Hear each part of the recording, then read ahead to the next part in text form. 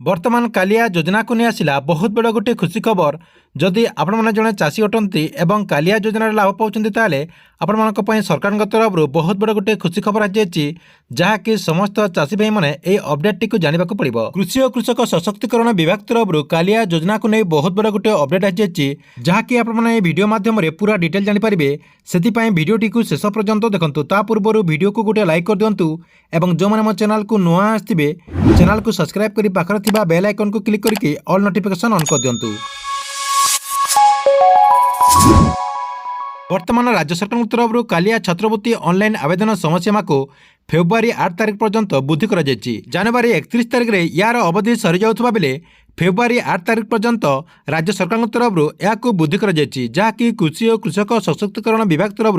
यार समयसीमा को वृद्धि करने प्रस्ताव दि जाता जहाँकि माननीय मुख्यमंत्री यह प्रस्ताव को अनुमोदन कर कालिया योजनार हिताधिकारी अच्छा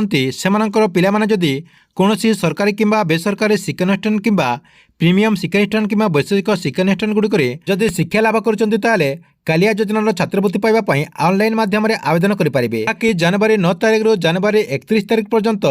यही पोर्टाल खोला रही समयसीमा धार्य कर मात्र कालिया योजनार छात्रवृत्ति निमंते पिलामानंकर आग्रह एवं आवेदन समयसीमा को वृद्धि निमंते अनेक छात्रछात्री अनुरोध को दृष्टि रखी कृषि और कृषक सशक्तिकरण विभाग एवं मत्स्य और प्राणी संपद विकास मंत्री रणेन्द्र प्रताप साई परामर्श क्रमे ऑनलाइन आवेदन समयसीमा को फेब्रुआरी 8 तारिख पर्यंत वृद्धि करने विभाग पक्षर दि जाता प्रस्ताव को माननीय मुख्यमंत्री अनुमोदन करछंती जहाँकि एने सरकार तरफ एक्स माध्यम पोस्ट कर एक्स माध्यम कौन पोस्ट कर स्क्रीन माध्यम देखि पार्थे सरकार तरफ जो एक्स माध्यम पोस्ट कर गोटे बैनर देखु ये कौन लिखाई देखु 2023-24 शिक्षावर्ष ऑनलाइन पंजीकरण समयसीमा को फेब्रुआरी 8 तारिख पर्यंत वृद्धि कर सहित यह योजना को नहीं बहुत सारा अपडेट होती है बैनर माध्यम जहाँकि आपजे पढ़ी जानीपारे। ठीक अच्छे ये आपण